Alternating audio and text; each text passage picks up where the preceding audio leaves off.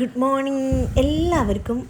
നമ്മുടെ വീഡിയോയിലേക്ക് സ്വാഗതം. ഇതെന്താണ് എന്നല്ലേ ഉദ്ദേശിക്കുന്നത്, വേറെ ഒന്നുമല്ല, ഞങ്ങളുടെ ഒരു കുഞ്ഞു കുളം ഉണ്ടാക്കിയത് നിങ്ങൾക്ക് കാണിച്ചു തന്നിട്ടുണ്ട്. അപ്പോൾ അതിലേക്ക് ഒരു അതിഥി വന്നിട്ടുണ്ട്. ഇന്ന് ചൂട് കൂടുതലാണ്, ഇന്നെന്നുമല്ല നമ്മുടെ ഈ വേനൽക്കാലം നല്ല ചൂട് അനുഭവപ്പെട്ട് തുടങ്ങിയിരിക്കുകയാണ്. സൂര്യാഘാതം, അതുപോലെ തന്നെ പൊള്ളലേൽക്കുന്നു, അങ്ങനെയുള്ള പല പ്രശ്നങ്ങളും ഉള്ളത് കൊണ്ട് മറ്റു ചില അതിഥികൾ കൂടി എത്തുന്നു എന്നുള്ളത് കൊണ്ടും നമ്മൾ വളരെ ശ്രദ്ധാപൂർവമാണ് ഓരോ ദിവസവും ചെലവഴിക്കുന്നത്. നമ്മുടെ വീടിനോട് ചേർന്നുള്ള സ്ഥലവും പരിസരവും ഒക്കെ വൃത്തിയാക്കി സൂക്ഷിക്കേണ്ടതിൻ്റെ ആവശ്യകതയും കൂടി വരുന്ന ഈ അവസരത്തിൽ, അതായത് വേറെ ആരുമല്ല, നിങ്ങൾക്കറിയാൻ പറഞ്ഞു വരുന്നത് പാമ്പ് ശല്യമാണ്. പാമ്പ് കടിയേൽക്കുന്നവരുടെ എണ്ണം കൂടി വരുന്ന അവസ്ഥയൊക്കെ വന്നു. അപ്പോൾ നമ്മൾ സംരക്ഷണത്തിലൂടെ നമ്മളെ എങ്ങനെ രക്ഷിക്കാം എന്നുള്ള തോതിലായി ചിന്ത. ജനൽ പോലും തുറന്നിടാൻ വയ്യാത്ത ഒരു വേനൽക്കാലത്തിലൂടെയാണ് നമ്മൾ കടന്നു പോകുന്നത്. അപ്പോഴാണ് ഇവിടെ പ്രതീക്ഷിക്കാതെ ഞങ്ങൾക്ക് ഒരു ആമക്കുട്ടൻ അതിഥിയായി വന്നിരിക്കുന്നത്. അപ്പോൾ ആൾ നമ്മുടെ വെള്ളത്തിൽ തന്നെ ഉണ്ടായിരുന്നു. വെള്ളം ക്ലീൻ ചെയ്യുമ്പോൾ, കുളം ക്ലീൻ ചെയ്യുമ്പോൾ അതിൽ കണ്ടതാണ്. പക്ഷേ ആൾ അപ്പോൾ കുറച്ച് മുമ്പേ എത്തിപ്പെട്ടിട്ടേ ഉള്ളൂ എന്നാണ് തോന്നുന്നത്.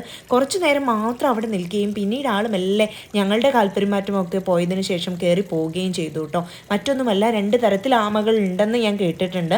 ചില ആമകൾ വെള്ളത്തിൽ തന്നെ അവർക്ക് നന്നായിട്ട് നിൽക്കാൻ താല്പര്യം ഉണ്ടായിരിക്കും. പക്ഷേ ഇത് കാരാമ എന്നൊക്കെ പറയും. കുറച്ചും കൂടി വെള്ളത്തിൽ നിൽക്കുന്നതിനേക്കാൾ കൂടുതൽ പറമ്പിൽ തൊടിയിലെ ചെറുജീവികളെയും മറ്റും തിന്ന് ജീവിക്കുന്നവയാണ്.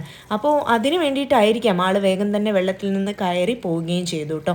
കുട്ടികൾക്ക് ഇത് നല്ലൊരു അനുഭവമായിരുന്നു. കാരണം അവർ ആമയുടെയും മുയലിൻ്റെയും കഥ കേട്ടവർക്ക്, മുയലിനെ നമ്മൾ പലയിടത്തും കാണുന്നു, കൂടുകളിലൊക്കെയാണ് കാണുന്നത് ഇപ്പോൾ അല്ലേ. അപ്പോൾ അതിലപ്പുറമായിട്ട് ആമ അതിഥിയായിട്ട് വന്ന് വെള്ളത്തിലൊക്കെ കാണുമ്പോൾ അതിങ്ങനെ തലപൊന്തിച്ച് നോക്കുന്നതും ഒക്കെ അവർക്ക് അത്ഭുതകരമായ ഒരു കാഴ്ച തന്നെയായിരുന്നു. അതുകൊണ്ട് തന്നെ നമ്മുടെ കിച്ചുവും ബാച്ചുവും ആ കുളത്തിനരികിൽ തന്നെയായിരുന്നു ചുറ്റിപ്പറ്റി നിന്നിരുന്നത്. അതിന് പേരിടണമെന്നും അതിനെ വളർത്തണമെന്നുമുള്ള ചിന്തയൊക്കെയായിരുന്നു അവർക്ക്. പക്ഷെ ഞാൻ പറഞ്ഞു, വേണ്ട, അവൻ കുറച്ച് നേരം ഇവിടെ നിൽക്കൂ, പിന്നീട് പ്രകൃതിയിലേക്ക് തന്നെ ഇറക്കി വിടേണ്ടവരാണ് അവരുടെ സ്വാതന്ത്ര്യത്തെ നമ്മൾ ഒരിക്കലും നിഷേധിക്കരുത് എന്നൊക്കെ ഞാൻ പറഞ്ഞു കൊടുത്തു. കൊച്ചു കുട്ടികളുടെ അടുത്ത് നമ്മൾ ഇങ്ങനത്തെ തത്വങ്ങളൊന്നും പറഞ്ഞിട്ട് കാര്യമില്ല എന്നുള്ളത് വേറെ ഒരു കാര്യമാണ്. കുറേ നേരം കഴിഞ്ഞ് ഇവർ തന്നെ വന്ന് നോക്കിയപ്പോൾ എന്നോട് വന്ന് പറഞ്ഞു, മിട്ടുപോയി എന്നൊക്കെ വിളിച്ചു പറഞ്ഞു കേട്ടോ. മിട്ടുപോയി എന്ന് പറഞ്ഞപ്പോൾ ഞാൻ ചോദിച്ചു ആരെന്ന് ചോദിച്ചപ്പോൾ എന്നോട് പറഞ്ഞു അവർ പേരൊക്കെ ഇട്ടിട്ടുണ്ടായിരുന്നു, ആൾക്ക് മിട്ടു എന്ന് പേരൊക്കെ ഇട്ടിരുന്നു, പക്ഷേ മിട്ടുകുട്ടൻ പറയാതെ അങ്ങ് പോയി എന്ന് പറഞ്ഞു. അപ്പോൾ ഇതുപോലെയുള്ള അതിഥികൾ നമ്മുടെ തൊടിയിലും പറമ്പിലും ഒക്കെ ഉണ്ടാവും. ആമ വലിയ ഉപദ്രവമൊന്നും ചെയ്യാത്ത ഒരു ജീവി ആയതുകൊണ്ട് അതിനെ നമുക്ക് അത്രത്തോളം പേടിക്കേണ്ടതില്ല.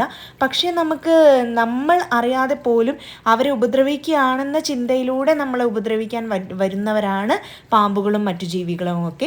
നിങ്ങൾ കേട്ടിട്ടുണ്ടാവും, മുട്ടിയാൽ ചേരയും കടിക്കും എന്നല്ലേ. അതായത് ഒരു അവസ്ഥ വന്നാൽ നമ്മളെ ഉപദ്രവിക്കാൻ പോവുകയാണെന്ന് തോന്നുമ്പോഴാണ് ചേര വരെ കടിച്ചു പോകുന്ന അവസ്ഥയുണ്ടെന്ന്. പിന്നെ നമ്മൾ വീട്ടിലെ കുറേ റെമഡികളൊക്കെ ചെയ്യും. വെളുത്തുള്ളിയും പാൽക്കായും ഒക്കെ കലക്കി ചുറ്റുഭാഗമാക്കുക, കാട് വെട്ടിത്തെളിക്കുക എന്നുള്ളതൊക്കെയാണ് നമ്മൾ ചെയ്യുന്ന കാര്യങ്ങൾ. അതുകൊണ്ടൊന്നും വലിയ കാര്യമില്ല എന്നുള്ള ഒരു റിപ്പോർട്ടൊക്കെ ഞാൻ കണ്ടു.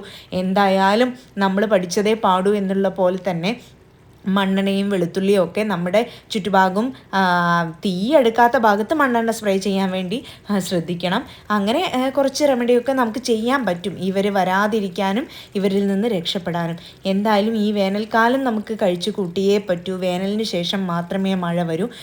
ഒരു ദുഃഖത്തിന് ഒരു സന്തോഷം എന്ന പോലെ ഒരു വേനലിന് ഒരു മഴയും ഉണ്ടായിരിക്കും.